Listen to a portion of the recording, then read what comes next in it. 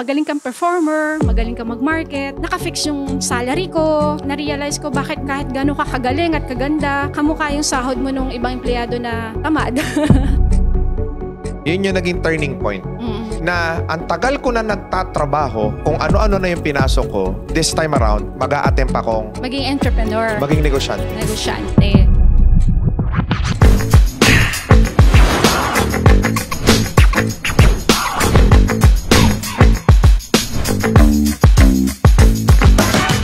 So good morning, good afternoon, and good evening mga boss. Napaka-espesyal ng bisita natin ngayon. All the way from Japan, nagpunta rito. Gusto niyang maghatid sa inyo ng mga istorya ng buhay na kapupulutan natin ng aral. She is a business owner and she is also a mother. Walang iba kundi si Miss Cheryl Santa Maria. Hello ma'am, welcome. Hello po, good morning.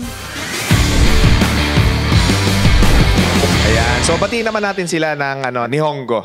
お疲れ様でした。私はチャチャサンタマリアです。みんな、こんにちは。日本からフィリピンにどうもありがとうございました。Yun, ang galing. Ayan. So, ma'am, you are an OFW. Yes po. For how many years? For almost 3 decades or 30 years. Kasi 1991 ako nag-start na kumuha ng Yellow Book. Marami rito nangangarap sila, gusto nilang mag-abroad. Gusto nilang makarating ng Japan. Gusto nilang makarating ng Singapore, ng Hong Kong, ng Dubai, ng UAE, ng Saudi Arabia. Ano ang buhay, yung totoong buhay ng mga Pilipino sa abroad? Noong nag-start pa lang ako doon, Land of the Rising Sun. Ang sarap, ang hangin, masarap ang pagkain, tapos organize yung mga tao, systematic yung mga hapon sa mga train. Pero hindi naman kami nandoon para mamasyal. Masarap siya sa tourist. Pero pag doon ka na nakastay at nagtatrabaho ka, lahat ng masasakit na mararanasan mo sa buhay dahil wala doon yung mga pamilya mo, wala yung kinasanayan mo, nandyan ang uncle, auntie, ikaw lang mag-isa. Iniwan mo yung pamilya mo para sa greener pasture. Gusto mong kumita ng mas malaki. Yes. Gusto natin tulungan ng ating mga kapatid na makapagtapos, matulungan natin yung para sa magulang pamilya. natin para sa pamilya. Yes. So, ginawa ko din yun. Yes. Trabaho ko araw-gabi. Naranasan ko rin ang pagsa-sideline, gawin kong gabi. Ang araw gawin kong gabi. Tapos, yung kinikita ko, talagang nagdadaan lang. Tapos, itutulong Bakit ko sa pamilya. Bakit nagdadaan lang? Kasi syempre, magpapadala ka. Tapos, lahat ng mga bills doon sa Philippines, i-shoulder mo. So, halos wala nang natitira sa'yo. Nagtatrabaho ka para maipadala mo sa mga kamag-anak mo yung perang kinikita mo at magkaroon sila ng mas maayos na buhay. Yes. Gaano kahirap yung sacrifices na ginagawa mo for the sake of your family? Usually, ang tingin ng mga Pilipino, ang tingin ng mga kababayan natin, pag nakapag-abroad yung kamag-anak nila, safety na sila sa buhay nila eh. Yun ang pakiramdam. Yun ang inaay nila, yun ang vision nila na, uy, kahit papano nakapag-abroad na si ate, nakapag-abroad na si mami. Kahit papano, kahit hindi na tayo magtrabaho, okay na tayo. But not knowing yung pinapadala nyong pera, gaano kahirap yung pinaghirapan nyo. Nung nag-caregiver ako, syempre, naranasan ko everyday na pagpasok ko sa halip na syempre mag-alaga ako ng lola ko o yung mga kamag-anak ko, ang alagaan ko lahat matatanda. Naiiyak ako sa pagpasok ko kasi mababait naman yung mga pasyente. Pero makikita mo kung gaano kahirap kasi kunyari sa isang araw, mga 20 pasyente ang pupuntahan ko. 20 senior citizen yun. Yes, pupunasan ko yung mga dumi nila sa likod, yung pupo, mga ganon. Na-curious lang ako. 20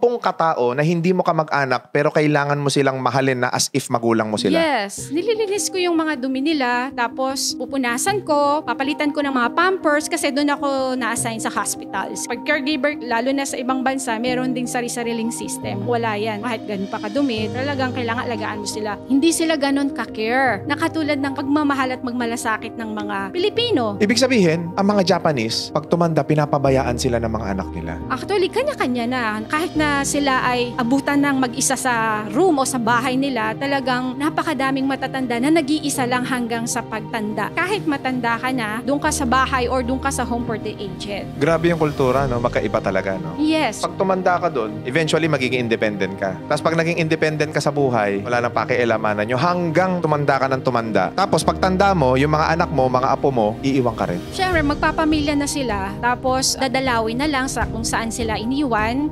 Sa home for the aged or sa bahay. So kawawa din sila, yung mga senior yes, kapag kunyari nag-collapse sila rin ang magdadala sa sarili nila kung kaya pa nilang mag-drive or doon na lang sila aabutan. Ibig sabihin, napakaganda ng kultura nating mga Pilipino dahil pag may matanda, inaalagaan natin. Nasasamahan pa ng mga anak, Nasasamahan mga ng mga anak, na ipapasyal ng mga apo. Yun ang magandang kultura natin. Later on, naghanap ako ng ibang trabaho sa hotel naman. Housekeeping naman ako. Ang sakit sa likod, ang sakit sa binti. Nakakaiyak din kasi nga, sa isang araw kapapasok mo pa lang, parang 1, 2, 3 hanggang 5. Hanggang 5 ka lang eh. May kota. Diba? Dapat ilan ang kota? Kailangan 18 man lang. Kailangan mong magligpit ng 18 kwarto. Oo, at least 12 man lang pag beginner ka. Sabi ko, nako kako, talagang napakahirap. Tapos nag-factory worker naman ako. So from caregiver, nagtrabaho sa hotel, Factory worker naman. ka. Bali 16 hours naman ako nakatayo. Kunyari, magtatrabaho ako ng... Anong ginagawa mo sa factory? Yung lahat ng mga bento or set meal, yung mga ulam doon, pinapak. So, kailangan pabilisan naman doon.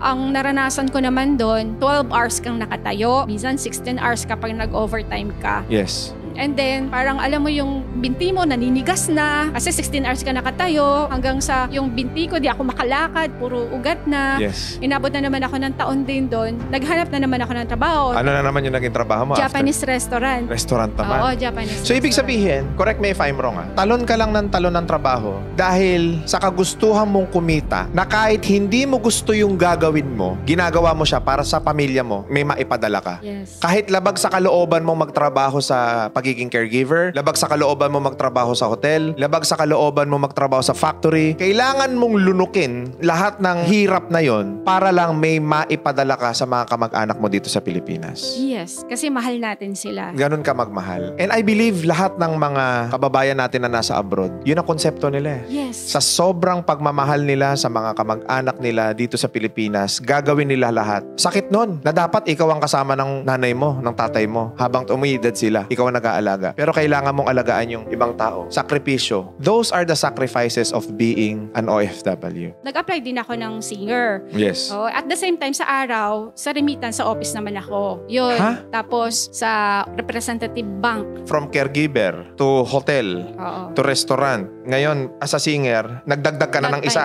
Kumuha ka na rin ng pang-umaga mo. Yes, that time. So yun, ano ka naman sa remittance center? Nagmamarket ako doon, nagpapa-membership ako doon, application. Sa gabi, singer. Tapos sa gabi, kumakanta ako. Pero naisip ko, kahit na magaling kang performer, magaling kang mag-market, nakafix yung salary ko, na-realize ko bakit kahit gano'n ka kagaling at kaganda, kamukha yung sahod mo nung ibang empleyado na tamad. Yun yung naging turning point. Na ang tagal ko na nagtatrabaho, kung ano-ano na yung pinasok ko, this time around, mag-a-attempt akong Maging entrepreneur. maging negosyante. Negosyante. Yung journey mo sa pagiging empleyado, ilang taon yun? 25 years. 25 years. In 1 month, magkano yung average na napapadala mo sa mga kamag-anak mo dito sa Pilipinas? By that time, siguro, mga $1,500, $1,000. US dollars. Ipinagpalit nyo yung oras mo sa anak mo, sa pamilya mo, sa mga kamag-anak mo, sa lahat ng mga mahal mo sa buhay para sa halagang 50,000 to 80,000 pesos. Yes. Pinagpalit mo yung 20 taon mahigit ng buhay mo sa napakaliit na sweldo. I mean, malaki yung 50 to 80,000 sa maraming nakikinig at nanonood ng video na to. Ganun pala yung sacrifice ninyo. And then ngayon, yung 25 years na pinapadala mong pera sa mga mahal mo sa buhay dito, ano na ipundar nila? Pantawid yun. Pantawid. Kasi nagkaroon din ako ng anak na kailangan kong Aralin. Oo. sa university. Kailangan mo pang pag-aralin yung anak mo na nandito sa Pilipinas. Ilang taon na hindi mo kasama yung anak mo na yan? Matagal din. Almost 15 years. 15 years, hindi mo kasama yung anak mo? Alam mo yon, kapag nasa ibang bansa ka, yung mother ko, it's okay. She's stable. But yung father ko kasi, ako yung nagsusupport talaga sa kanya. Hiwalay si mother tsaka si Oo. father. So yung sa tatay mo, ikaw Oo, sumusuporta? yes. Sa lahat. Medication niya, yung kanyang everyday pangailangan niya. Yes. Tapos meron akong pinag-aaral, di ba? That time talagang, doon ko na naintindihan yung salitang depression, yung stress, tapos nagkaroon ako ng health issue. Parang lahat gusto kong i-provide. Gusto lahat kong tulungan. Gusto mo maging Tapos superhero. Gusto kong mapatapos ang anak ko. Yes. Tapos nagkaroon pa ako ng baby, doon ako ng anak. Halos mamatay na ako sa sakit dahil nga wala pang 24 hours. Hiniwa ka, kailangan tumayo ka agad. Yun, Bakit? Yun kasi ang sistema doon sa Japan. Kapag ikaw ay bagong panganak, kahit CS ka o kahit normal ka, kahit puro dugo ka, kailangan tumayo ka within 24 hours. Bakit kailangan tumayo? Kasi kailangan daw yun. Yun ang exercise, yung energy mo, ilabas mo. Ganon, oo. Nagkakaroon na ako ng health issue, depression, stress. Hanggang sa dumating yung time na parang mawawala na yata ako sa mundo.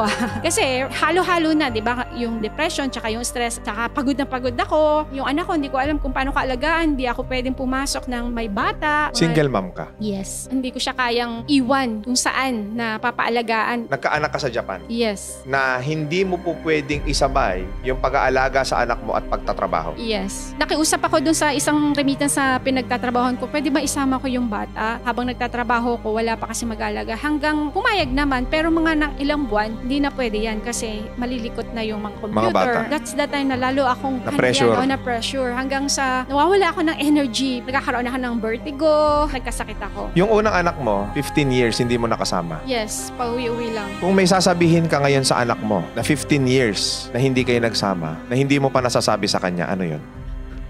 Mula nung maliit siya, hanggang sa lumaki siya, hanggang sa graduate siya, kung may babalik ko lang yung oras, gusto ko pa siyang makasama. Katulad ng ginagawa ko sa anak ko. Hanggat kakayanin ko, gusto ko siyang makasama itong bunso ko kasi hindi yun yung nagawa ko sa una ko. Ngayon, alam ko malaki na siya. Wala na akong kontrol sa kanya. Ang gusto ko lang talaga, kung mas naisip ko yung pagiging entrepreneur, mas nakabanting ko siya. Kasi alam ko, umiikot lang naman din ang mundo ko sa kanila. Sila ang inspirasyon ko, sa kanila ako naguhugot. Kung alam lang niya talaga na miss ko siya. Hindi mo nakita na lumalaki yung anak mo. Kulang yung panahon. Right. And that is the most painful part of being an OFW. Na malayo ka doon sa anak mo. Hindi mo sila nakalaro nung bata sila. Na hindi mo man lang sila naipasyal sa mga theme park, sa mga mall. Kasi yung pera kikitain mo kahit saan eh. Pero yung oras, hindi mo kayang ibalik yan eh. Kahit ikaw ang pinaka magaling na tao sa mundo, hindi mo kayang ibalik ang oras. Tama po kayo. Pwede lang talaga. So kung nakikinig yung anak mo ngayon, gusto kong ma-realize niya na hindi mo kagustuhan kung ano man yung naging desisyon mo sa buhay dahil sa hirap ng buhay, dahil kailangan mo magsakripisyo, dahil kailangan mong gawin yon para sa kanya. Paano mo ipaiintindi sa kanya sa simpleng salita yung mga nararamdaman mo? Ginawa ko lahat para sa magandang kinabukasan at saka sa pamilya. I hope na marami kayo napupulot ngayon. No? Kasi ang hirap eh. Ang hirap ng sitwasyon nila, mga OFW. Ang hirap ng sitwasyon yan. Hindi biro yan. Hayahay kayo dito. Pag pinadalang kayo ng pera, marami sa inyo pinangsusugal pa. Pag pinadalang kayo ng pera, marami sa inyo winawaldas. Bili kayo ng bagong damit, bili kayo ng bagong sapatos, bili kayo ng mga kung ano-ano mga bagay. Imbis na sinupin ninyo, ipunin ninyo, magtayo kayo ng maliit na negosyo kung ano-ano ginagawa nyo. At ito mas masakit. Kapag ka pinadala ng pera at kulang, nagrereklamo. Yun ang masakit eh. Ang dami kong sinakripisyo, ang dami kong hirap sa abroad, rereklamuhan nyo ako na delay lang ng ilang araw. Sakit nun. Hindi nyo alam ang hirap ng mga kababayan natin sa abroad. And that's the reason why we encourage everyone na kung kaya ninyo magtayo, mag-umpisa sa maliit na hanap buhay, gawin ninyo. Dapat open-minded tayo sa opportunity. Na-realize ko na talagang dapat nun pa ako nakapag-isip ng magsumikap ng sarili at gawing hindi empleyadong sarili ko. Ano ang pagkakaiba ng pagiging empleyado at pagiging negosyante? Siyempre, kapag empleyado kami, boss ka, hindi mo hawak ang oras mo. Magta-time card ka, alas 10, tapos check out ka or mag-off ka ng 6, minsan 8 p.m. Buong oras mo nandun sa opisina, nasa trabaho, hindi mo nakakasama yung pamilya mo. Pagod na pagod ka, tapos makikita mo yung sahod mo, malungkot na malungkot ka dahil hindi worth dun sa pagod mo. At ang sipag-sipag mo, ganun pa rin. Naka-fix lang siya. Kumbaga, hindi doon tataas yung sahod or yung sikap mo, walang kapupuntahan. Right. Naka-fix lang siya. Sa pagiging negosyante. Siyempre, kapag negosyante ka, ganun kataas ang level ng effort mo, ganun din kataas yung makukuha mo. Ibig sabihin, kapag ka empleyado ka, kung magkano yung fix na natatanggap mo, yun na yun. Yes. Ang pagiging negosyante, ang pagiging masipag mo, ang pagiging determinado mo, ang pagiging committed mo, yun ang magdidikta, sky's the limit kung magkano gusto mong kitain. Tapat. Ibig sabihin, kung maibabalik natin yung panahon, ano pipiliin mo? Maging empleyado, maging negosyante? Negosyante. Kung ibabalik natin yung panahon, ano pipiliin mo? Mag-abroad o makasama yung anak mo? Makasama yung anak ko. Yun lagi ang pipiliin natin. Lagi. Kasi ang oras, hindi mo kayang bilhin. Kaya kwento mo naman sa akin, paano nagnegosyo si Cheryl? Isang araw, ipinakilala sa akin ang isang tubig na kakaiba. Water refilling station. Hindi siya basta water refilling station. Sa Japan kasi wala namang ganun. Oo. So yung tubig na to, nakita ko sa isang kakilala natin na nag-present o dinemo sa akin yung tubig na to. Sa Japan mo inumpisahan tong business. Yes. So dahil may anak ka, hindi mo na kaya magtrabaho. Yes. Try ako. Wala akong trabaho that time. Oo. Nung tinry ko to, hindi lang nag-boost ang energy ko. Di ba? Sabi ko may health issue ako. Nakatulong siya. Tubig. No? Na-realize ko, ay ganun pala yun. Hindi pala yun pare-pareho. And umiinom naman ako ng tubig for many years. Tapos, hindi lang nag-boost ang energy ko, nag-more focus ako. And then, sinearch ko, syempre, no? Nag-research ka. Oo, nag-search ako na, Japan, no? Japan to, ISO 13485. Ano yun? Ano yung ISO 134? Yun yung the most difficult certificate product for human being na expensive din siya kasi bibihira yung merong ganun na Yes. kapag magpapatayo ka ng malaking ospital, kailangan yun ang kuhanin mo. So siya. bago mo pasukin yung business, pinag-aralan mo muna. Yes. Yun. So napakahalagang lesson nun guys ha. Bago kayo papasok sa isang oportunidad, aaralin mo na. Okay, sige, tuloy mo. And then nakita ko yung profile niya, 48 years na. 48 years. Yes, 21 countries. Okay. And then 43 branches. Tapos napakadaming offices sa buong mundo. Global operation siya. Japanese ang may-ari. Originally from Japan siya talaga. Yes. Okay. Manufacturer sa Osaka, motherland niya sa Okinawa, may head office sa Tokyo. And then, ang kagandahan pa nito, nung inaral ko siya, meron siyang iba't ibang mga properties na hindi ko nakita dun sa ibang tubig na nainom ko. Oo. Siya yung tubig na merong antioxidant. Itong opportunity na to na galing sa Japan, networking ba to? Yes, it's a networking Hindi pero... kasi maraming tao mga negative sa networking eh. Pag sinabing networking, negative sila. Ibig sabihin pala globally, ang networking tanggap. Yes, of course. Kasi pag sinabi mong networking, depende naman yon sa company. At the Oo. same time, doon ka sa network na yon nag-build ng business mo. Okay. So, Oo. ibig sabihin, ang networking pala sa buong mundo, tanggap siya dahil sistema siya ng sales. Yes. Ayun. At the same time, nung naaral ko na siya, dahil ang background niya 48 years, tapos Japan, nung ako mismo ang uminom, so nag-boost ang energy ko, naging energetic ako, naging more focus ako sa lahat ng mga ginagawa Paano ko. mo nasabi? Tubig lang yan. Ang dami kong tinest. Tapos, nag-research lang ako dahil 48 years na siya. Marami ng mga scientists, mga doctors na nag-test dito. Tapos, tinest ko din by myself. Yeah. And then, oo nga, no. Iba nga yun. Gumamit ako ng iba't ibang tools ng mga ORP, mga pH tester, mga test. Ibig sabihin, ang tubig pala, iba-iba rin. Yes. Doon nga sa Okay. Japan, merong 1,000 kinds of alkaline eh. Kasi sa Japan, I believe, sobrang malinis yung mga waterways nila. Di ba marami nga sa Japan, pag tinignan mo yung kanal, may mga isda-isda pa. Yes, malinis talaga. Sobrang linis. Ibig sabihin, para tanggapin itong produkto na to sa Japan, talagang maganda yung product. Masasabi mo healthiest talaga siyang tubig. Healthiest water in the Oo. world. So naniwala ka sa produkto. So madalit sabi, nag-resign ka sa trabaho mo Yes. dahil ipinagpalit mo sa tubig. Yes. Anong naibigay sa'yo ng tubig na to? Na-transform niya yung aking health, na-transform niya ang buhay ko, Paano na-transform niya ang yung buhay mo? Sige, kwento mo sa akin. mindset ko, number one. So yung health ko, syempre, nakita ko na parang 1,000 healthier to sa energy sa akin. Tinest ko Na-improve siya. yung health Oo, na-improve yung health and ko. well-being So mo. ako na Okay. ngayon ang model. At the same time, nakita ko na, syempre, global operation siya. Hindi naman pwede ipamigay palagi yung tubig. Kailangan ng sales. Yes. So, Natuto ka mag-sales. natuto na ako ngayon. So yun yung Kasi, sinasabi mo mindset. change your water, change your mindset, change your water, change your body. Noong na-change yung mindset ko, parang ang sarap ng pakiramdam. Kasi ang dami kong natututunan, hindi lang sa marami kong nakikilalang tao, Yes. nakakapunta ako sa iba't ibang bansa. Teka lang. Marami ka nakikilalang tao dahil networking. Ang tanong ko sa'yo, magkano yung kinikita mo kumpara doon sa pagiging empleyado mo dati? Tapos yung unang mga kinita mo dito sa tubig. Dahil nga po, business siya, kapag masipag kayo, hindi lang triple, quadruple, 10 times ang Okay. mangyayari Sige, sa inyo. figure tayo ah. From 50 to 80,000, magkano kinikita mo yung first months mo na ginagawa yung business? Sa peso, Yes. minsan sa isang araw, merong, I think,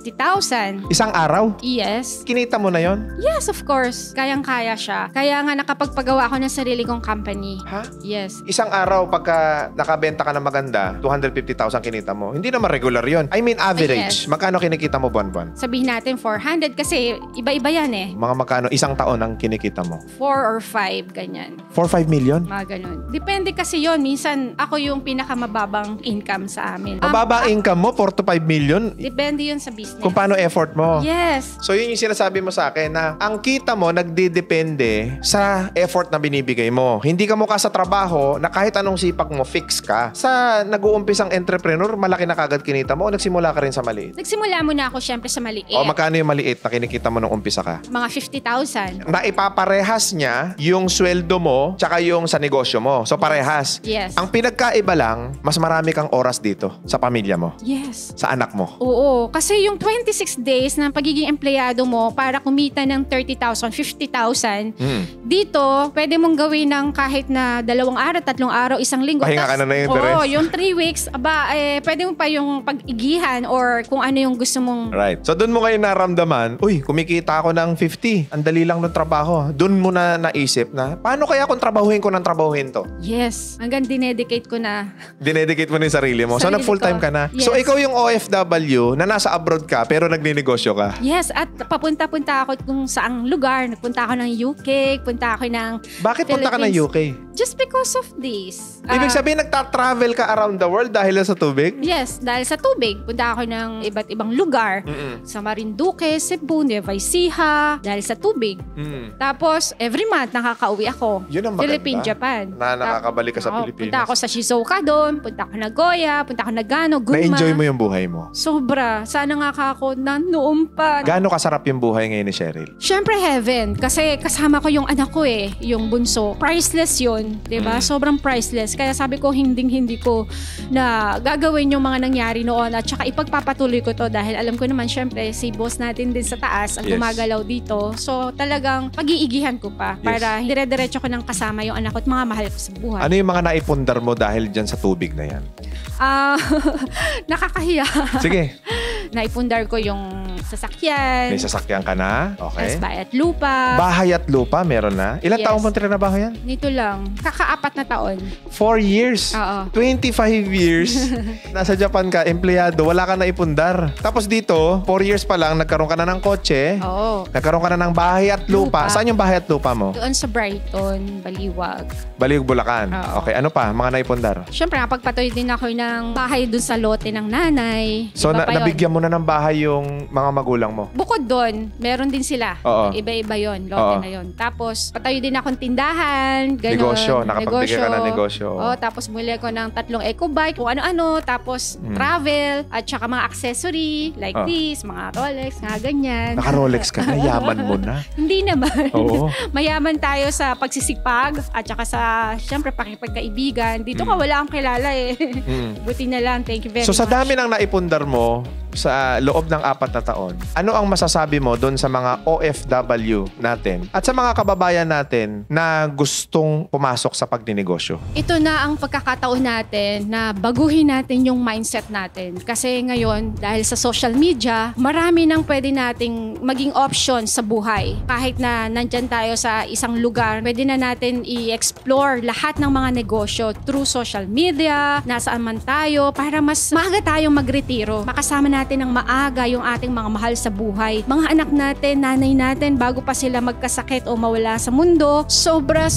talagang napakasarap dito sa sariling bansa natin. Grabe, it's life-changing, no? Kasi marami sa inyo nasa abroad. Marami sa inyo hindi nyo kasama yung mga mahal nyo sa buhay. Kung may pagkakataon na makakapag-retire at makakaalis kayo dyan sa sitwasyon ninyo sa pagiging OFW, now is the perfect timing. Maraming oportunidad sa mundo na po pwede nating gawin. Do not settle for being an employee. Be an entrepreneur for you to have financial and time freedom. So huling tanong ko sa'yo, kung kakausapin mo yung dating Cheryl, ano yung sasabihin mo sa kanya? Kung ikaw, ang isip mo ay limitado, kailangan mag-isip ka ng unstoppable salary, at saka leverage income, at saka yung passive income. Wag lang dun sa active magdepende. Galing. Paano kanila marireach out para yung opportunity naman na nagkaroon sa'yo, maibahagi mo rin sa iba? Dito sa Philippines, ang telephone number ko po is 0927-993-4985. And sa Facebook ko po, Kangen Cheche, or i-message lang po nila ako. Opo. Ayan, Kangen Cheche guys, follow ninyo yan. Mag-message kayo sa kanya, send kayo ng PM para matulungan din kayo ni Cheche. Kahit sa mga OFW pwede. Lahat po, po, global operation po tayo. Global operation. Alright. So mga boss, ayan, grabe, napakaganda ng interview natin ngayon. Nawa sa mga kababayan nating OFW, marami kayong natutunan. At sa mga aspirant, no, sa mga gustong magnegosyo, gusto nilang maitaguyod ang pamilya nila sa mas maayos na pamamaraan, time freedom, financial freedom, mag-try kayo. Have an open mind. And of course, always follow us on our YouTube account, Facebook account, TikTok account, at mag-subscribe kayo dito sa ating channel, no? So with that, maraming salamat sa inyo mga boss, and God bless sa inyo lahat. Thank you so much.